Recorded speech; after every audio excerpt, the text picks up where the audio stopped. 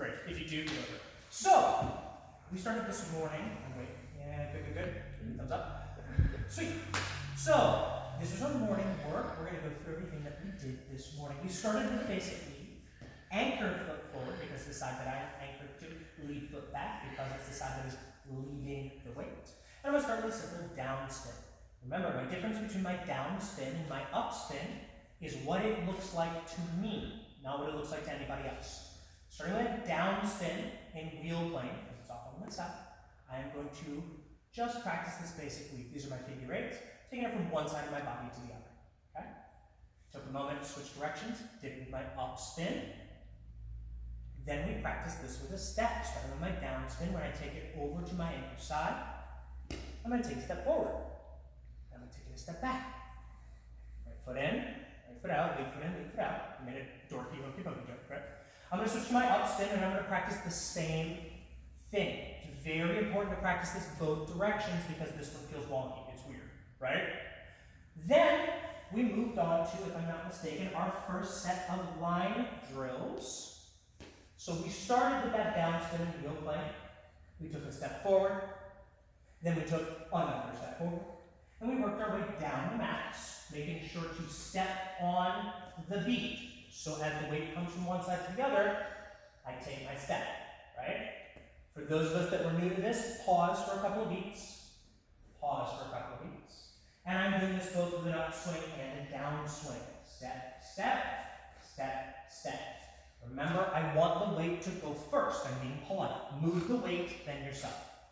Then we shifted to our yin steps, which are those nice spiraling steps that are nice and smooth and flowing. So instead of just taking it forward and stepping forward, I'm going to switch it from lead side to anchor side. And then I'm going to pivot 180 degrees in place. Lead side, anchor side, pivot. Bring it back over to anchor side as I step backward, pivot. Forward, pivot, backward, pivot. When I do this quickly, I end up with this really pretty flowing set of steps. Practice those nice and slow. Then we moved over, if I'm not mistaken, to our dragon turns. So, I'm going to do my dragon turns. I'm going to start with a down spin wheel plane. I'm going to start this nice weave. And as I bring this from my anchor side over to my lead side, anchor side over to the lead side, I am going to take it underneath my lead armpit and over my anchor shoulder. Down and over. I'm just going to let this happen.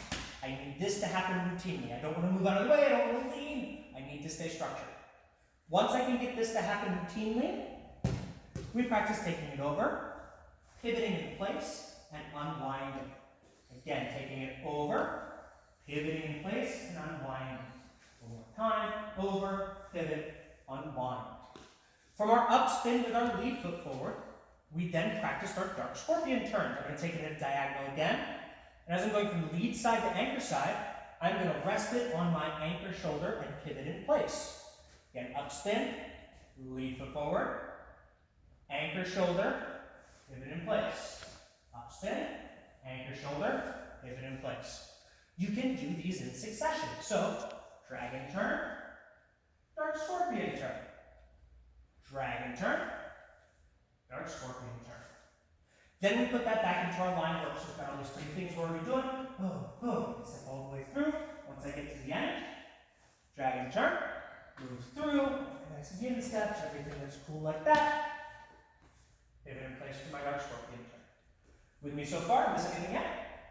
Seems good. All right. Next thing that we worked on was threading the needle. We needed to know how to thread the needle, which is taking that anchor hand toward my lead hand and back to make this pendulum swing happen, right?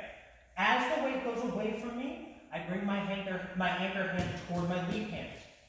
As the weight comes back to me, I pull it away. Out, in, out, in, out, in, out, in, out, in. Once we get this, a simple cast forward, and I'm bringing my anchor hand to my lead hand. I'm practicing that recall. Backward, forward, all the fun stuff. Then we practiced on doing that nice little recall to pull it back to our hand. I need to keep that lead hand on the line because otherwise I pull it back and I don't really know where it's going. But if I keep that hand on the line, it makes it much easier to line up that grab. Practiced it with our lead hand to catch. Practiced it with our anchor hand to catch. Okay?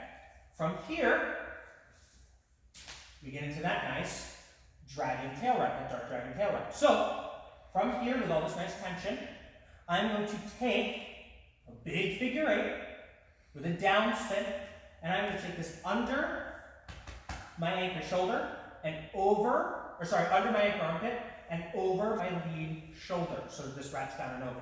If I have a nice silk like this, you'll notice that it catches the air. So what I need to do is I need to keep that tension, bring the lead hand toward the anchor hand, and throw them both down and over to whip this over my shoulder.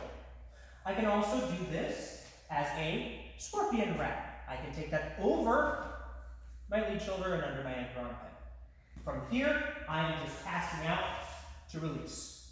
So the last thing we did with our line drills for this morning, we started from either of those two wraps, either of those two tail wraps, right? We're here, cast, do anything else that we worked on, right? In steps, I've got my turns I can mess with. Once I get to the end, catch, cast it back out, my steps, my turns, cast it back out, catch with that anchor hand, replace that tail wrap. And that's what we got through this morning. Do you have any questions? No? Okay, all right, we're good.